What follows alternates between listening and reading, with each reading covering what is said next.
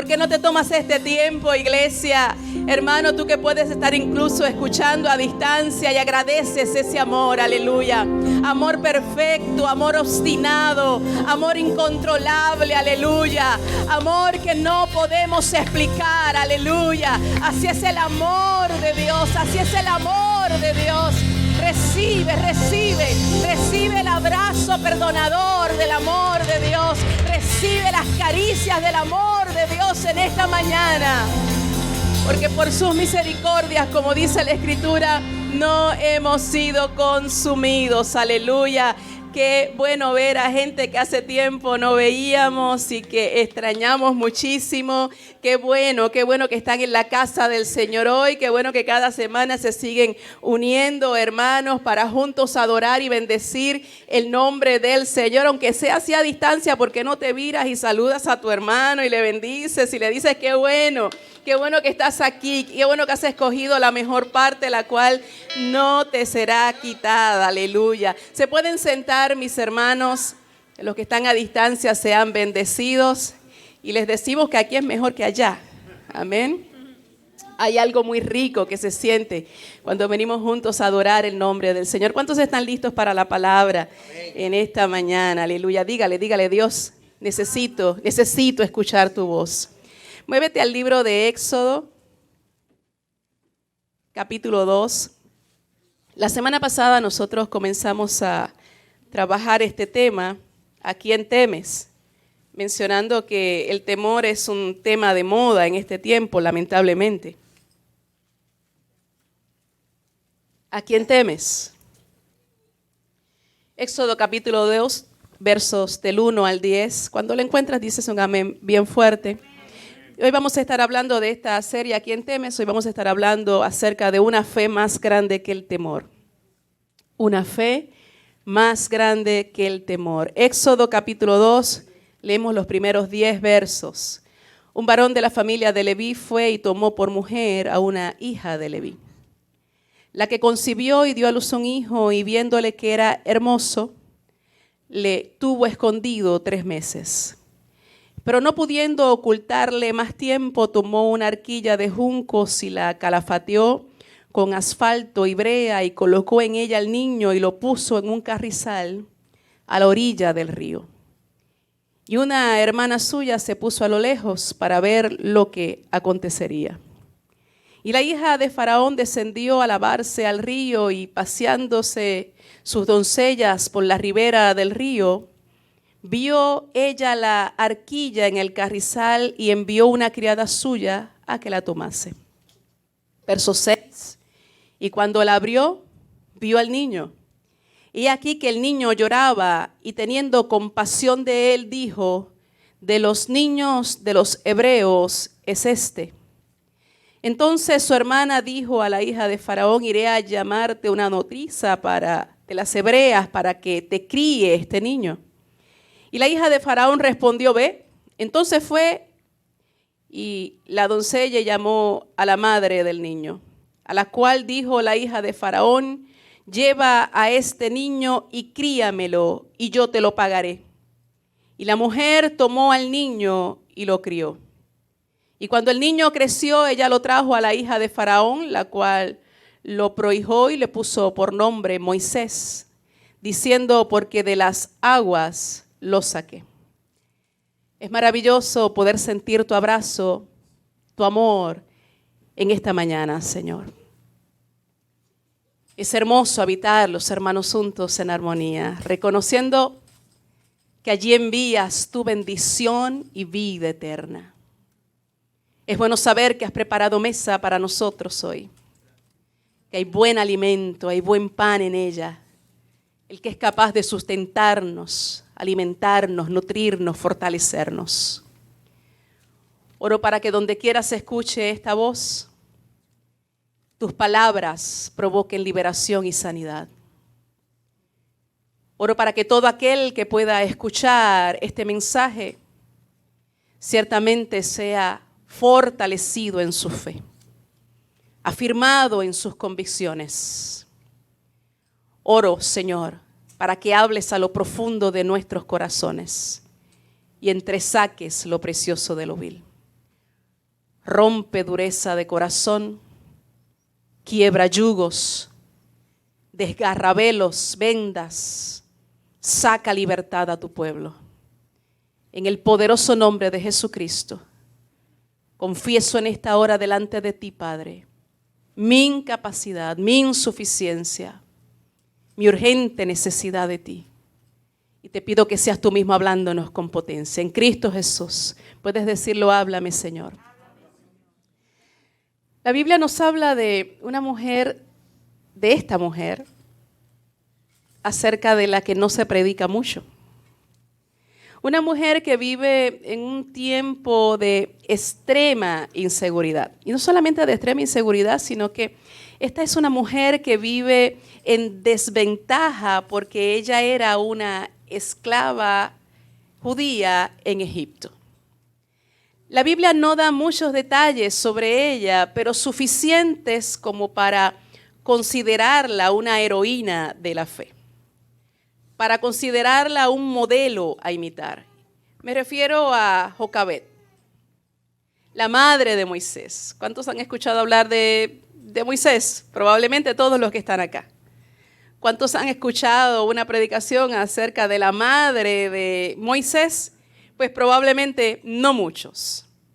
Para que la conozcamos un poquito más, ella era, dice la Biblia, que de la tribu de Leví. Usted puede encontrar ese detalle en el capítulo 6, que ella era de la tribu de Leví. Su historia se desenvuelve durante el tiempo en que Faraón, en Egipto, obviamente, había ordenado dar muerte a todo hijo varón que le naciese a las mujeres judías. En el capítulo 1 del libro de Éxodo, si usted lo lee, se va a dar cuenta que Faraón le temía al pueblo judío. Dice que ellos se habían multiplicado tanto, habían crecido tanto, se habían fortalecido tanto, que él comienza a temer que los judíos se asocien con pueblos vecinos que eran enemigos de los egipcios. Así que él trama una estrategia. Él crea un plan perverso. Y en ese plan, él establece primero que él los va a esclavizar. Porque a través de la esclavitud, él iba a mermar la fe de ellos y él iba también a mermar la fortaleza de ellos. Así que él comienza a oprimirlo con un yugo de extremo trabajo, de malas condiciones de vida, para que el pueblo no tenga la capacidad en sí mismo de rebelarse. Lo segundo que hace es que determina, aparte de esclavizarlos, y de esa manera comenzar a debilitar la fe de ellos, comenzar a cansarlos al punto de que ya no tengan fuerza para rebelarse, determina también que él va a hacerlos mermar como pueblo. Él determina que todo bebé que naciera varón se le daría muerte. Él decide matar lo que representa la fortaleza, la vitalidad, el vigor. En otras palabras, él decide matar lo que representa amenaza para el dominio y el poder que él quería mantener. Lo que representa la fuerza del pueblo. Él decide exterminar aquello que tiene la capacidad de sembrar la semilla que Dios da. Él decide matar a los varones. ¿Sabes que esta sigue siendo la estrategia del enemigo? Primero, inventa formas de esclavitud para oprimirte y debilitar tu fe. Y luego intenta matar la semilla que Dios te ha dado. Eso visto en términos espirituales, hace muchas cosas alrededor nuestro para debilitarnos en fe, para mermar nuestras fuerzas y para exterminar lo de Dios en nosotros. ¿Cuántos me siguen? Aparte de eso, hago la anotación importante de que Satanás continuamente está trabajando con los varones porque en los varones está el vigor, está la fortaleza y son los responsables de mantener en alto aquello que Dios ha dado para ser implementado. Así que no, por favor, que no pierdas de vista esto. Esa es la razón por la cual estamos en una sociedad donde la figura del varón cada vez se ve menos, con mucho respeto de los varones que están aquí. Cada vez la figura del varón se escucha menos. Cada vez el varón tiene una participación menor en los asuntos del hogar. De hecho, las mujeres han pasado a ocupar muchos roles y muchas responsabilidades que le corresponderían a los varones. ¿Por qué? Porque detrás de todo esto hay una estrategia diabólica, hay una estrategia del enemigo para exterminar, destruir, hacer mermar lo de Dios. Esta sigue siendo la estrategia del enemigo. Primero inventa un sinfín de formas para oprimirnos. Y lo que está detrás de esto es debilitar nuestra fe. Y luego intenta matar aquello que Dios ha colocado en ti. ¿Sabes por qué? Porque el enemigo le teme aquello que Dios puso en ti. ¿Lo puedes entender? La lucha feroz del enemigo con los siervos de Dios, con la iglesia de Jesucristo, tiene una razón de ser simple y llana. El enemigo le teme aquello que Dios ha colocado en nosotros. Como las parteras se negaron a colaborar con ese plan diabólico, entonces Faraón determinó que los bebés varones nacidos de las judías serían echados al río Nilo para ser ahogados. Es decir, que a los varones recién nacidos los tomaban, se los arrebataban a las mujeres, iban al río Nilo y los lanzaban allí para que se ahogaran. Y yo meditaba mientras el Señor me hablaba acerca de esto, que es muy curioso que nosotros escuchamos historias como esta y nos sentimos consternados ante la idea de que maten niños. Usted sabe que en la Biblia aparece más de una vez esta estrategia diabólica. La vemos aquí en el libro de Éxodo. Pero si usted va al libro de Reyes, usted se encuentra una perversa mujer llamada Jezabel, que instituye el culto a Baal y el culto a Será, y como parte de los rituales de ese culto estaba el sacrificar niños a Baal y a Será. Usted lo puede ver en los evangelios cuando Herodes dicta la orden de matar a todo niño varón que sea menor de 2 años. Las personas escuchan historias como esta y piensan cuánta crueldad. Las personas escuchan historias como esta y dicen cuánta insensibilidad. Lo que a mí me causa curiosidad es que no se sienten consternados por leyes que favorecen dar muerte a los niños en el vientre de una mujer.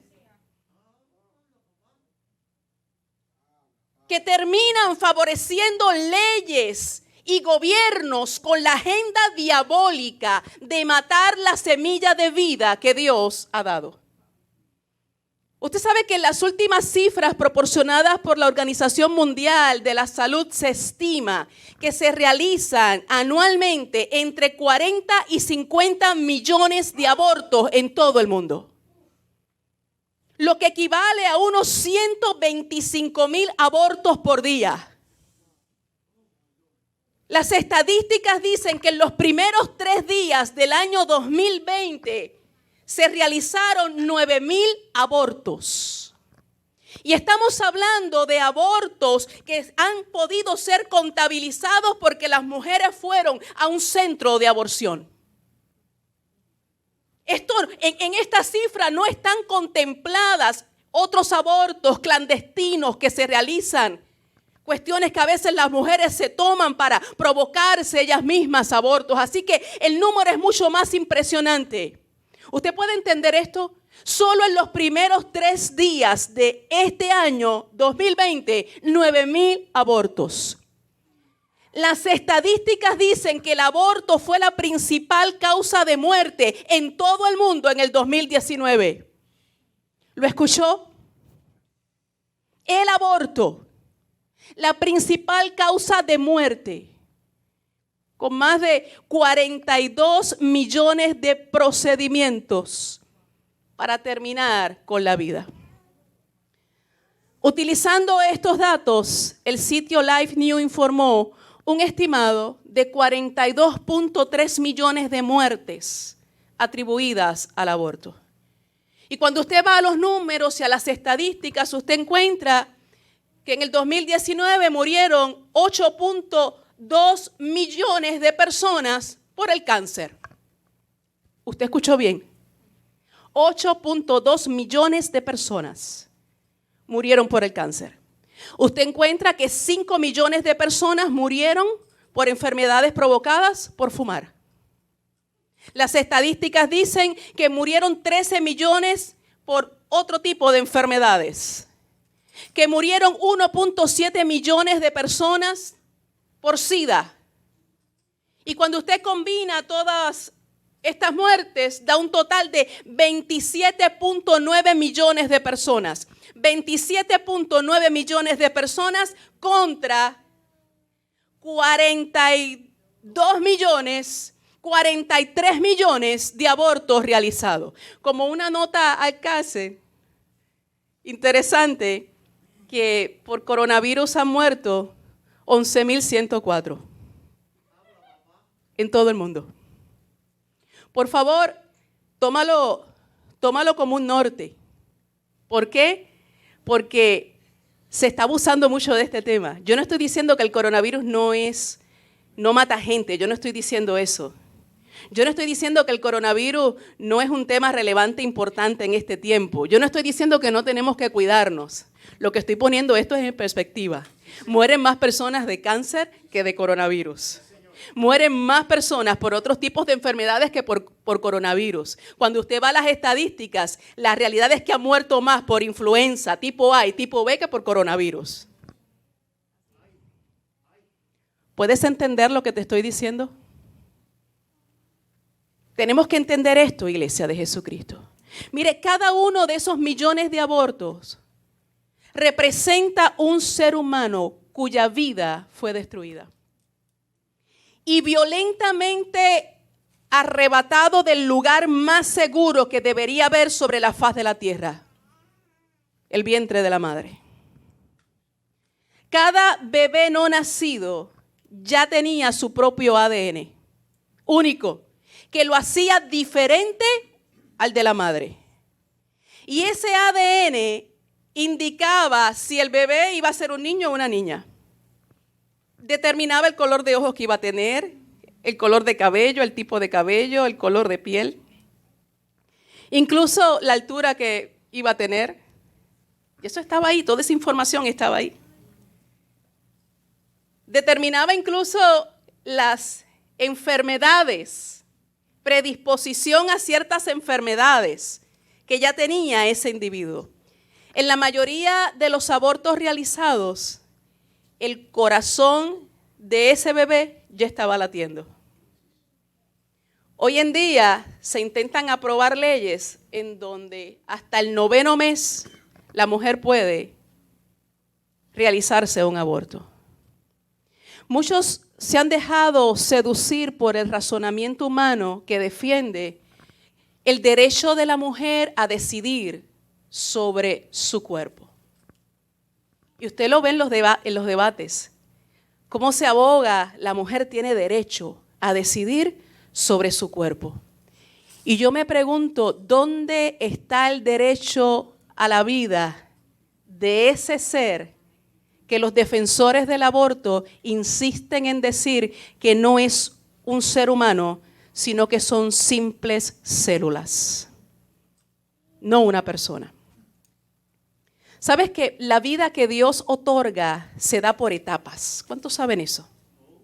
Nuestra vida se da por etapas. Lo interesante es que cuando buscamos las etapas del desarrollo humano, y te voy a citar no de libros cristianos, te voy a citar de fuentes seculares. Cuando usted busca, cuando usted hace una investigación y usted pone de etapas del desarrollo humano, se mencionan que hay 7 etapas. Lo interesante es que se hace la observación, y cito literalmente, no se puede destacar una etapa más que las demás. Todas son muy importantes en el desarrollo de la persona, ya que cada una de ellas aporta algo al desarrollo humano. Qué terrible contradicción, porque por un lado te dice que son 7 etapas y que una no es más importante que las otras, que no se puede destacar, sacar ninguna ni destacar ninguna, porque todas son parte del desarrollo humano, pero hay leyes que intentan decir que en la primera de esas etapas no es tan importante como la segunda, la tercera, la cuarta, la quinta, la sexta y la séptima. ¿Cuántos entienden lo que estoy diciendo? 7 etapas: etapa prenatal, etapa de la infancia. Y por favor, mantén pendiente lo que ellos mismos están diciendo. No se puede destacar una etapa más que las demás. Todas son muy importantes en el desarrollo de la persona, ya que las 7 aportan algo al desarrollo humano. Etapa número 4, adolescencia. Etapa número 5, juventud. La sexta, adultez. Y la última, ancianidad. Lo que muchos están olvidando es que la etapa prenatal es parte del desarrollo del individuo como las otras 6. ¿Y cuál es la etapa prenatal? Bueno, la etapa prenatal ocurre desde el momento de la fecundación, de la concepción, en donde el espermatozoide fecunda el óvulo. Desde ese mismo instante que hay una concepción, en ese mismo instante se entra en lo que es una etapa prenatal y comienza un ser humano lo que es su desarrollo. La vida intrauterina es tan importante como lo es la vida fuera del útero materno. Y quiero decirte que vale tanto como vale la vida de un anciano postrado en una cama de hospital al cual nos aferramos para no dejarlo ir. Es tan importante la primera como la última. Favorecer plataformas políticas que matan niños nos hace cómplices de la estrategia diabólica del infierno de darle muerte a la semilla de Dios. Y no pienses ni por un instante que el soberano no te va a pedir cuentas acerca de esto. Pero gracias sean dadas a Dios por la presente administración, que con sus gestiones antiaborto ha logrado disminuir la cantidad de abortos en esta nación. Los Angeles Times reportó el año pasado la tasa de abortos más baja en 46 años. Eso merece un aplauso. ¿Usted lo escuchó? La tasa de abortos más baja en 46 años. Eso representa una disminución del 20% en esta nación. Esa gestión hay que mantenerla. Y hay que seguir trabajando para que cada día sean menos los abortos. ¿Sabes qué? La voz de la iglesia se tiene que escuchar. Tenemos que dejarnos de tanta bobería. Tenemos que dejarnos de tantas cosas vanas. Y la voz de la iglesia tiene que empezar a escucharse más. Amén. ¿Por qué? Porque están matando la semilla de Dios y la iglesia no está haciendo mucho. Bueno es destacar que en Cristo todas las cosas son hechas nuevas. ¿Por qué digo esto? Porque quizás aquí en la casa o a distancia me puedan estar escuchando mujeres que en su vida pasada cometieron este pecado. Pero es bueno que tú recuerdes que cuando tú vienes a Cristo Jesús, la Biblia declara que todas las cosas son hechas nuevas. Amén. Así que si tú cometiste este pecado y la luz de Cristo ha llegado a tu vida y te has arrepentido, dice la Biblia, ninguna condenación hay para los que están en Cristo Jesús. Mi amonestación en esta mañana es para los cristianos que están favoreciendo leyes en contra de la ley de Dios. Usted sabe que los estudios dicen que es más traumático para una mujer abortar que dar a luz y criar un hijo no deseado. Porque el trauma de lo que hiciste te acompaña toda la vida. El dolor, la tristeza por el error que cometiste te acompaña toda la vida. Pero aunque lo que llevaste en el vientre no era un hijo deseado, cuando lo tienes, se convierte en un hijo deseado. Amén. Y yo sé que en ocasiones estos regalitos del cielo pueden llegar en los momentos y en las circunstancias que uno puede considerar menos favorables. ¿Le pasó a Jocabed? Siguiendo con su historia, esta mujer tiene 2 hijos. Ella tiene una niña entre 6 y 7 años aproximadamente, se llama María o se llama Miriam. Y tiene a Aarón, que en ese momento debió haber tenido como unos 3 añitos. En medio de este edicto que hace Faraón, en donde se le va a dar muerte a todos los varones, esta mujer queda embarazada. Probablemente aquel embarazo estaba oscurecido por el temor, oscurecido por la incertidumbre. No solamente ella, sino cualquier mujer que en aquel periodo de tiempo quedaba embarazada. Para una mujer aquellos días saberse en estado no era motivo de completa felicidad. Es la lucha de encariñarte demasiado con una criatura que tú no sabes, si nace varón te la van a arrebatar y la van a matar. Así que está esa lucha de que será varón, será mujer, como aquel famoso cantante declaraba hace muchos años. ¿Será varón, será mujer? Bueno, no sé.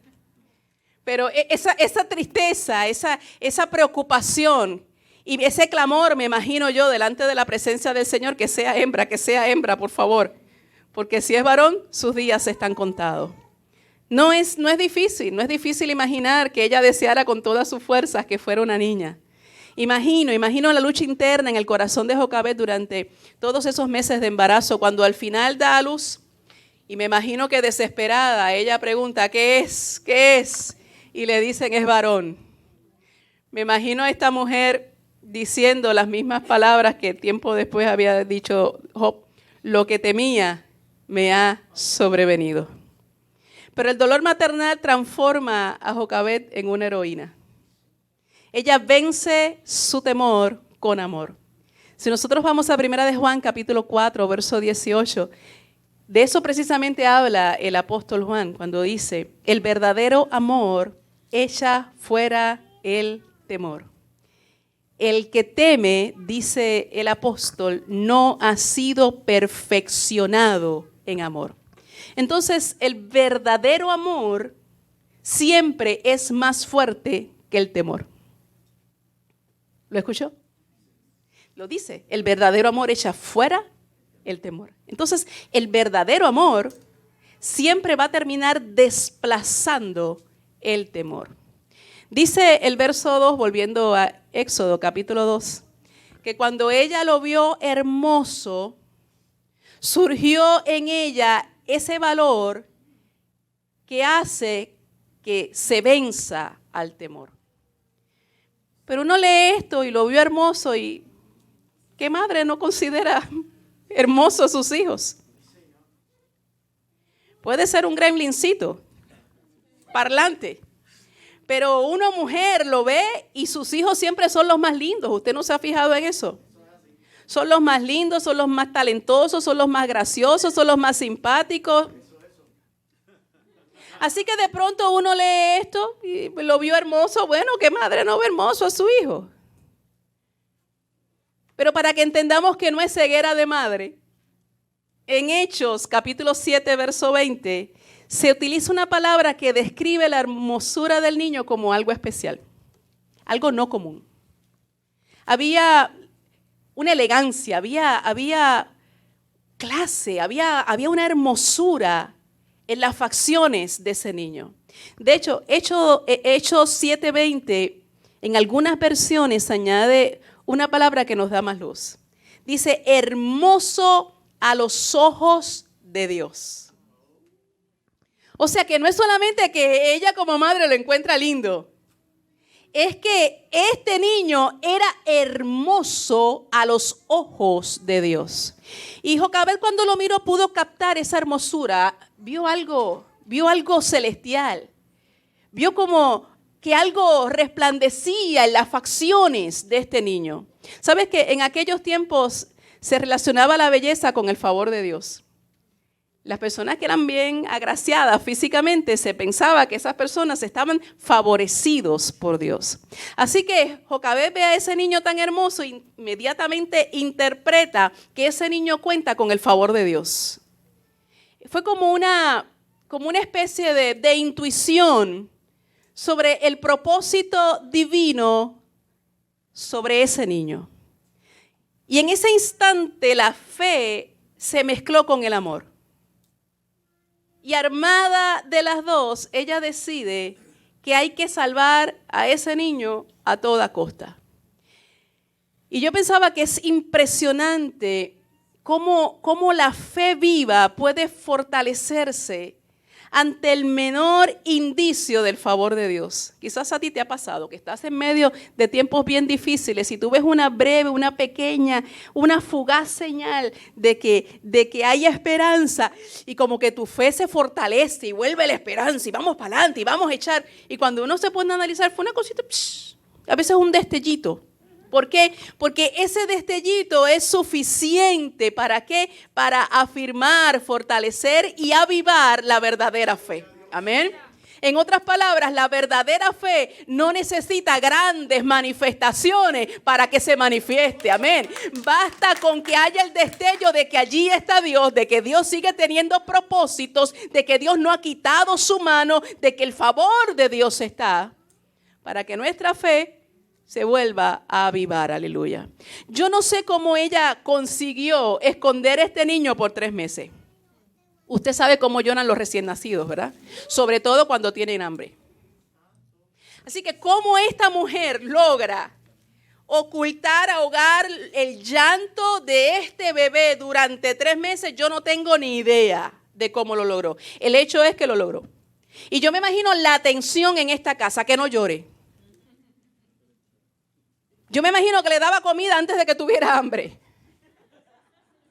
Yo me imagino que ella estaba todo el tiempo velando y tan pronto el bebé se arrugaba para llorar, inmediatamente ya la madre lo cargaba. Algo así tenía que ser, yo no sé. Pero me imagino que esta mujer vivía con la incertidumbre. Este bebé va a crecer. Este bebé va a comenzar a correr. Este bebé ya va a ser incontrolable. Cuando yo tenga que sacarlo de la casa, ¿cómo voy a justificar su presencia? Porque otros van a ver y van a ver la edad y van a sacar cuenta y van a decir, pero ven acá, ¿cómo tú lo lograste? ¿Cómo voy a hacer? ¿Cómo voy a justificar su presencia? Yo creo que debe haber ocurrido lo inevitable porque dice el verso 3, no pudiendo pues ocultarle por más tiempo, algo tiene que haber pasado.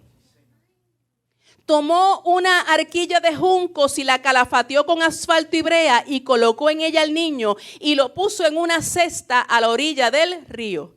María, la hermana del niño, la hija mayor de Jocabed, dice que se quedó a una corta distancia observando al niño. Y tal y como el cielo lo planificó, ocurrió. La hija de Faraón encontró al niño y dice que al verlo hermoso, tuvo compasión de él. Milagrosamente, Jocabed terminó amamantando durante algunos años a su propio hijo. Dígame si el plan de Dios no es algo descomunal. Amén. Ella pudo disfrutar sus primeros pasos. Ella pudo escuchar sus primeras palabras. Fueron para ella sus primeros besos. ¿No es maravilloso lo que nuestro Dios puede hacer? Te pregunto, ¿habrá alguna cosa difícil, imposible para nuestro Dios? No lo hay. No la hay. Él es el Dios todopoderoso. El Dios que rige el universo, el que sustenta todas las cosas con la diestra de su justicia. Mire si nuestro Dios es poderoso, que Él es capaz de utilizar hasta sus propios enemigos como sus sirvientes. Porque cuando usted estudia la historia se da cuenta de que Faraón, sin saberlo, instruyó con el mejor conocimiento de la época al que sería el libertador de los judíos. Así que este hombre lo cuidó, lo protegió, le dio alimento, lo enseñó, lo capacitó con las herramientas que luego utilizaría Moisés precisamente para sacar al pueblo a libertad. ¿No les parece eso extraordinario? Que Dios preserva la vida del libertador de Israel, ocultándolo en el lugar más peligroso que consideraban los judíos. Lo metió, como decimos nosotros, en la boca del lobo. Y mientras Faraón estaba afuera matando niños, no sabía que estaba cuidando y protegiendo a aquel que libertaría a los esclavos. Dígame si nuestro Dios no es algo extraordinario. ¿Habrá alguna cosa difícil o imposible para nuestro Dios? Esta es una historia maravillosa. Pero de poco nos aprovecharía si nosotros no extraemos de ella verdades eternas concernientes a nuestros tiempos y a nuestra situación. Y yo creo que Jocabed nos da valiosas enseñanzas en todo esto. Esta valiente mujer nos enseña que nuestra fe debe ser más firme para soltar que para retener. Y aquí está el meollo de este mensaje. ¿Lo escuchaste bien? Nuestra fe tiene que ser más firme para soltar que para retener. Durante 3 meses ella tuvo fe para retener. Durante 3 meses ella tuvo fe para esconder al niño. Fe de que Dios protegería a ese niño bajo su regazo. Fe de que Dios dejaría sordo a los vecinos y a los oficiales de Faraón. Una fe que acalló temores. Yo no sé cómo Dios lo va a hacer, pero yo creo que Dios me va a dar la sabiduría, la inteligencia, la astucia y la fortaleza para mantener oculto a este niño. Eso es una fe para retener. Ella no quería perder a su hijo, así que ella usa fe para retener. Una fe que acalló temores. Pero la realidad es que se requirió un nivel mayor para soltarlo y para dejarlo ir. Por favor, analice esto, no lo tome a la ligera. Yo creo que la mayoría de las que estamos acá en la casa tenemos hijos. Imagínese usted tomando esa preciosura que tienes ahora mismo en tus brazos y construyendo una canastita y echándola detrás del canal que tienes ahí en tu casa. ¿Te puedes imaginar eso? ¿Te puedes imaginar eso, tu madre? Entonces es más fácil tenerlo y ocultarlo que obviamente soltarlo y dejarlo ir. Ella tuvo que construir aquella canasta, colocar su hijo en ella y echarlo en el Nilo. Hay más fe en el soltar y exponernos a lo que Dios va a hacer en el camino. Porque cuando retenemos de alguna manera, todavía nosotros tenemos el control. Y todavía sentimos que podemos controlar algunas cosas. Pero cuando tú sueltas, tú estás confiando que Dios va a tener cuidado, que Dios va a ser proveedor, que Dios va a ser sustentador, que Dios está en control de todo lo que está aconteciendo. En esta mañana Dios nos dice, la fe tuya ha sido buena para retener, pero tiene que ser mejor para soltar. Aleluya. Algunos quizás ya es tiempo de soltar algo, pero siguen tratando de de retener, siguen tratando de controlar y piensan que tienen mucha fe porque están reteniendo. Hoy Dios nos manda a dar un paso más de fe, a subir un escalón mayor y nos dice, el siguiente nivel te lleva a soltar y confiar que yo voy a ser tu sustentador, tu proveedor, tu guardián, tu protector, tu defensor. Aleluya. Porque cuando tú sueltas, no solamente estás confiando en la soberanía de Dios, tú estás reconociendo que Dios tiene mejores opciones que tú. Que los planes del Señor siempre superan nuestros planes. ¿Lo entiendes? El mejor plan, la mayor ocurrencia que tú has tenido, porque a veces uno tiene buenas ideas y uno mismo se sorprende y dice, wow, qué buena idea tuve. Como decimos en mi país, me la comí. Tremenda idea. Como dicen los cubanos, me fundí. Y nos encanta hablarle a otros de la maravillosa idea que se nos ocurrió. Pero la idea más brillante que tú has tenido jamás es mejor que el plan de Dios. ¿Sabes que Dios nos está llamando a entregar? Dios nos está llamando a soltar en esta mañana. Y yo te pregunto, ¿qué es lo que tienes que soltar? ¿Qué es eso que tienes que soltar? Que Dios te está diciendo, tu fe ha sido buena para retener, pero tiene que ser mejor para soltar. Suéltamelo, confía en mí, descansa en mí. ¿Puedes estar seguro de que voy a cuidar eso mejor de lo que tú tienes la capacidad de cuidarlo? Quizás tienes que soltar ya a tu hijo. Quizás tienes que soltar a tu esposo. Quizás tienes que soltar a tu esposa. Quizás tienes que, yo no sé qué es lo que Dios te está diciendo, suelta en esta hora. Pero el Señor te dice, suelta, suelta y confía que mi plan es mejor. Aleluya. Dios está llamando gente dispuesta a soltar. Escucha lo que te voy a decir. Dios no está llamando gente que no siente temor. Dios está llamando gente que su fe es más grande que el temor que puedan tener. ¿Lo escuchaste, verdad? ¿A quién no le tiemblan las piernas de vez en cuando? ¿A quién no le entra a veces la duda y la confusión? ¿A quién? ¿A quién? ¿Quién no es tentado a veces por dejar, abandonar, huir, esconderse, escapar? ¿Quién? Cuando usted va a los héroes de la Biblia, usted se va a dar cuenta que era gente que padecía de temor. Mira un Gedeón, cuando Dios lo llama, ¿qué estaba haciendo? Escondiéndose. Se estaba escondiendo. Lo interesante es que cuando se le llama se le dice varón, esforzado y valiente. Es que Dios ve más allá de lo que vemos nosotros. Denle un gloria a Dios. Denle un gloria a Dios por eso.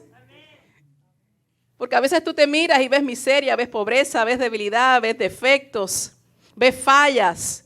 Pero cuando Dios te mira, Dios ve otra cosa. Eso es maravilloso.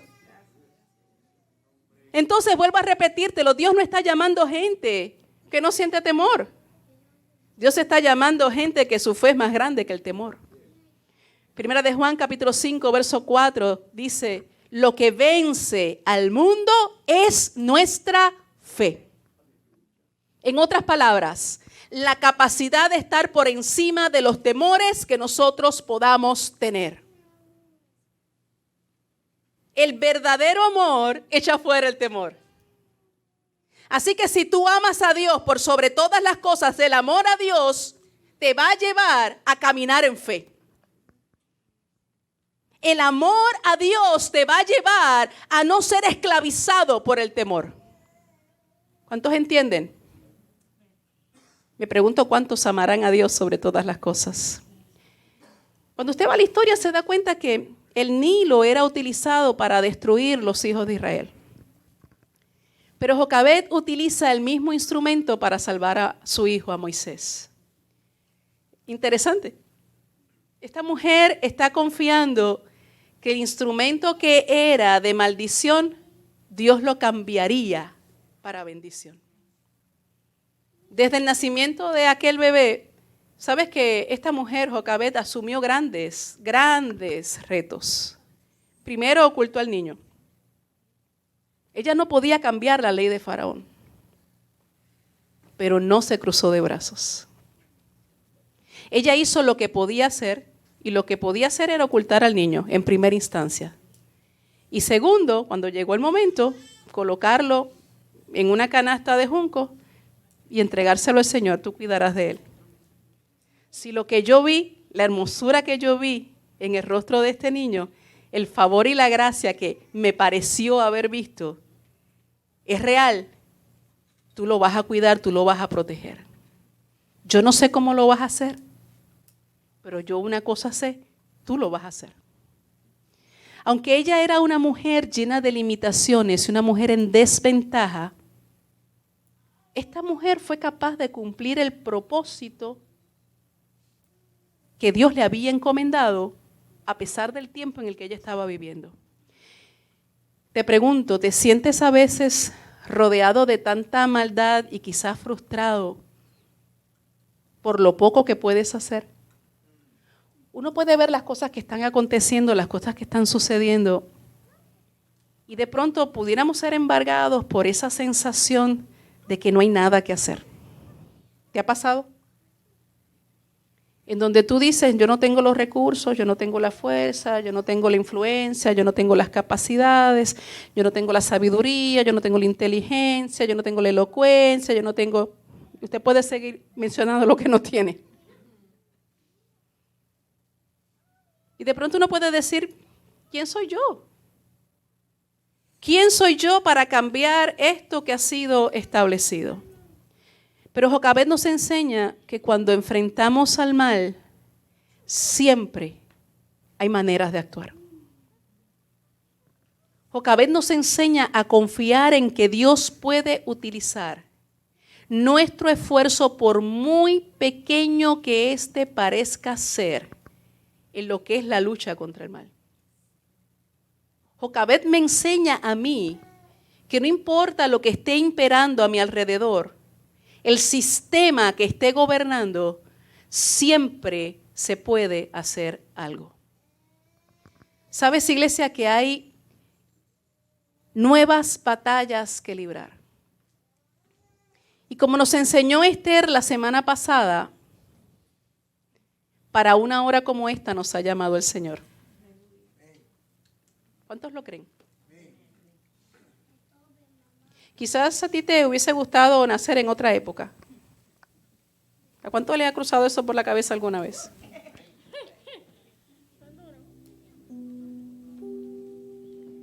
Y quizás tú has dicho, si yo hubiese nacido en esa época, entonces sí que de verdad.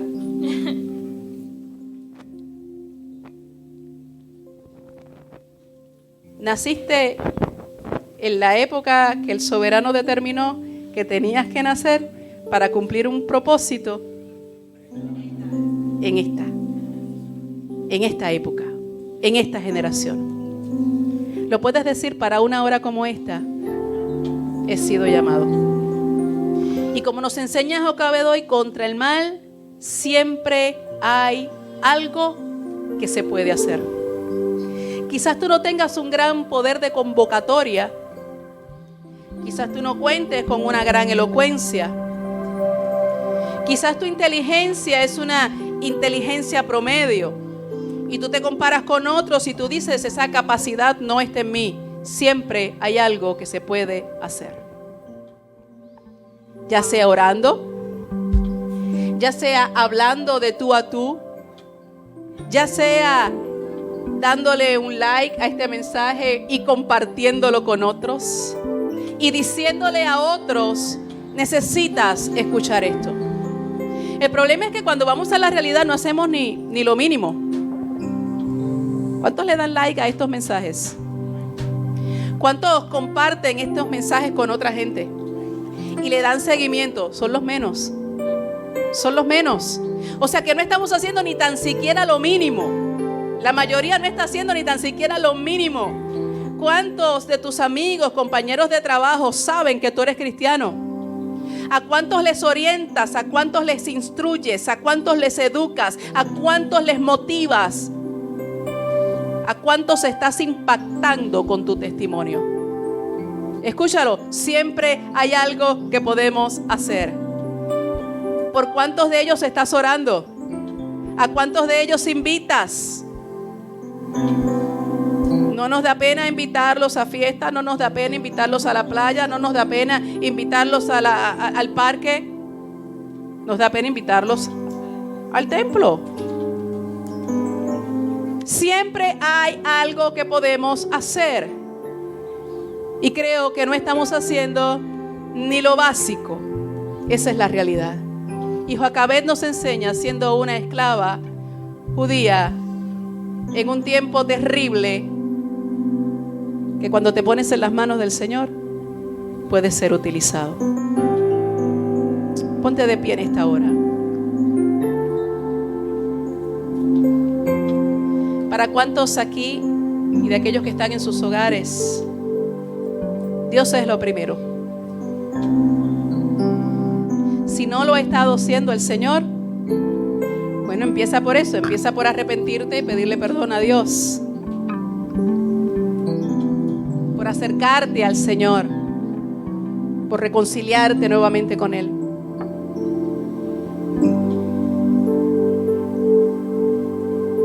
Yo no sé usted, pero a mí me interesa que cuando llegue mi momento de partir, la gente pueda decir: esta fue una mujer que se mantuvo haciendo la voluntad de Dios. Yo creo que el halago más grande que me pudieran hacer es ese. En las buenas y en las malas se mantuvo haciendo la voluntad del Señor, lo que Dios la mandó a hacer. ¿Qué te mandó a hacer el Señor a ti? La semana pasada nos dieron varias pistas. ¿Lo recuerdan? Ser luz, ser sal, ser embajadores que anuncian las virtudes de Cristo Jesús. ¿Cuántos quieren cumplir ese propósito? Hay un sistema de pecado imperando. Como decía la semana pasada, hay leyes que se intentan establecer para acallar la voz de la iglesia. Ahora mismo se está librando una batalla por lo que es la libertad de culto. No podemos ser ignorantes, indiferentes a eso. Tenemos que abrir los ojos. Hay cosas más importantes, de más trascendencia y relevancia, que el dinero que te puede faltar para completar la renta. Hay cosas de más relevancia e importancia que eso que necesitas o quieres obtener para vivir de una manera más tranquila. Hay muchas cosas en juego en este tiempo y la voz de la iglesia se tiene que escuchar. Señor, aquí estamos, creyéndote a ti. Nos estás llamando a valor, nos estás llamando a fuerza, nos estás llamando a una mayor entrega, rendición. Hay gente aquí que tiene que soltar. Hay gente aquí afanados, turbados, porque están tratando de retener algo que tú les estás diciendo: ya llegó el tiempo. El tiempo de retener fue bueno, ahora quiero elevarte a un nuevo nivel. Y es el nivel de soltar y confiar completamente que yo tengo un plan y que yo voy a seguir cuidando y protegiendo. Fortalece la fe de tus hijos. A los que han estado presas del temor, cuyo temor quizás ha sido más grande que el amor y que la fe. Oro en este momento para que sean afirmados en fe. Una fe y un amor que los haga vencer el temor. En Cristo Jesús. Tú peleas por mí. Te damos gracias, Padre. Yo lo puedo sentir. Poderoso gigante que a mi lado estás. Nada me vencerá. La verdad ganará. Poderoso gigante que a mi lado estás. Tú peleas por mí. Yo lo puedo sentir.